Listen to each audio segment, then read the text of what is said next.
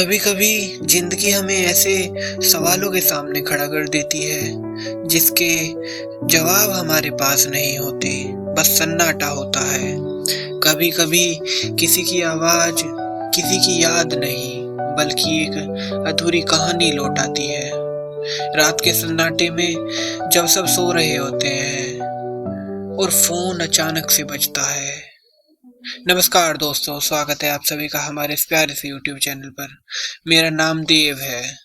मैं देहरादून में रहता था और रात के सन्नाटे में लिखना मेरी आदत है। उस रात की कुछ ऐसी ही थी बात जो मैं तुम्हें बताना चाह रहा हूँ अपने शब्दों में। बाहर हल्की बारिश हो रही थी, खिड़कियाँ और दरवाजे पानी में भीगे हुए थे और मैं अपने लैपटॉप पर एक कहानी टाइप कर रहा था, एक अधूरी प्रेम कहानी। रात के करीब 1:45 जब मेरा फ़ोन बजा, स्क्रीन पर सिर्फ एक झिलमिला रहा था नाम, रिद्धि। दिल मेरा एक पल को ठहर गया ये सब देखकर, क्योंकि रिद्धि 3 साल पहले मर चुकी थी एक सड़क हादसे में, ठीक मेरी आंखों के सामने। पहले तो मुझे लगा कि कोई मजाक कर रहा है, लेकिन नंबर रिद्धि का ही था वो, जो मैंने अपने फ़ोन में सेव किया हुआ था, और वो काटा नहीं था रिद्धि की मौत के बाद भी। मैंने कॉल रिसीव की, पर फिर सोचा कि मैं इसे क्यों रिसीव करूं, क्योंकि मैं भीतर से थोड़ा डर गया था। और मैंने वो कॉल रिसीव करते करते रोक दी, बस स्क्रीन को देखा और कॉल थोड़ी देर बाद कट गई। सन्नाटा गहरा हो गया। 5 मिनट बाद फिर वही कॉल। इस बार हिम्मत करके मैंने वो कॉल उठा ली।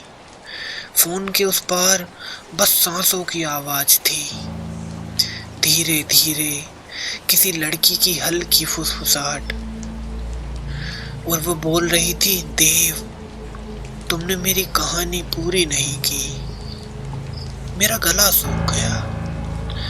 मैंने हकलाते हुए पूछा, कौन कौन बोल रहा है? आवाज उधर से फिर आई, रिद्धि, मुझे अधूरा मत छोड़ो। कहने की कोशिश की कि ये मजाक है, लेकिन वो आवाज वही थी, वही ठहराव, वही मुलायमपन जो रिद्धि की बातों में हुआ करता था। इस वजह से मैं कह नहीं पाया कि कोई और रिद्धि बन के मुझसे मजाक कर रहा है। फोन कट गया। मैं उठा, कमरे की लाइट ऑन की और देखा टेबल पर रखी उसकी पुरानी फोटो उल्टी पड़ी थी। मैंने सीधी की और फोटो के कोने पर किसी ने उंगली से लिखा था, लिख दो, मैं इंतजार कर रही हूँ। सुबह तक मैं जागता रहा इस घटना के बाद। नींद, डर, यकीन सब एक साथ मिक्स हो गए। सोचा शायद मेरा दिमाग खेल खेल रहा है मेरे साथ। लेकिन उस दिन के बाद हर रात 1:45 वही कॉल मेरे फोन पर आने लगी। कभी सिर्फ सन्नाटा, कभी हल्की हंसी, कभी फुसफुसाहट, कहानी खत्म करो, ऐसी आवाजें फोन की दूसरी तरफ से आती। मैंने रिद्धि की डायरी उठाई, वो डायरी जो उसके एक्सीडेंट के बाद मुझे मिली थी। आखिरी पन्ने पर बस इतना लिखा था, अगर मैं चली जाऊं तो मेरी कहानी तुम पूरी करना। मैंने उसी रात लिखना शुरू किया। कहानी थी एक लड़की की जो मरकर भी अपने अधूरे शब्दों के बीच फंस गई। मैंने उसकी कहानी लिखी अपने शब्दों में। हर पन्ना लिखते समय ऐसा लगता था मुझे जैसे मेरे पीछे कोई मुझे बोल रहा है या फुसफुसाकर मुझे आवाज दे रहा है या बिना कुछ बोले कोई मेरे पीछे खड़ा है, इस तरीके का मुझे महसूस होने लगा। कभी ठंडी हवा चलती, कभी लैपटॉप अपने आप ऑन हो जाता। और फिर एक रात जब मैंने कहानी का आखिरी पैराग्राफ टाइप किया, रिद्धि अब आजाद है, तभी खिड़की अपने आप खुली और कमरे में एक हल्की खुशबू फैली, ठीक वही लैवेंडर परफ्यूम की जो रिद्धि लगाया करती थी। फोन फिर दोबारा बजा। स्क्रीन पर 2 शब्द थे, थैंक यू।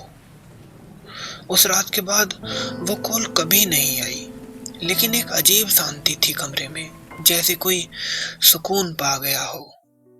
कुछ महीनों बाद मैं देहरादून से दिल्ली शिफ्ट हो गया। वो डायरी हमेशा मेरे साथ रहा करती थी। एक दिन ऑफिस से लौटते वक्त एक कॉफी शॉप पर मैं बैठा था। वहां एक लड़की आई, मुस्कुराई और बोली, आप देव है ना? आपकी लिखी रिद्धि कहानी पढ़ी है मैंने, बहुत खूबसूरत है। मैं मुस्कुराया, धन्यवाद। वो इतना कहकर चली गई, लेकिन जाते जाते बोली, आपकी कहानी में जो लैवेंडर की खुशबू है वो मुझे भी बहुत पसंद है। मैंने सिर उठाकर देखा, वो ठीक उसी परफ्यूम की खुशबू थी। दोस्तों, कभी कभी कुछ लोग चले जाते हैं पर उनकी कहानियां वहीं रह जाती हैं, और कभी कभी वो खुद लौटते हैं सिर्फ इतना कहने, अब मैं ठीक हूँ। धन्यवाद दोस्तों। अगर आपको ये कहानी पसंद आए तो आप चैनल को लाइक और सब्सक्राइब करें और एक प्यारे से कमेंट जरूर छोड़ें।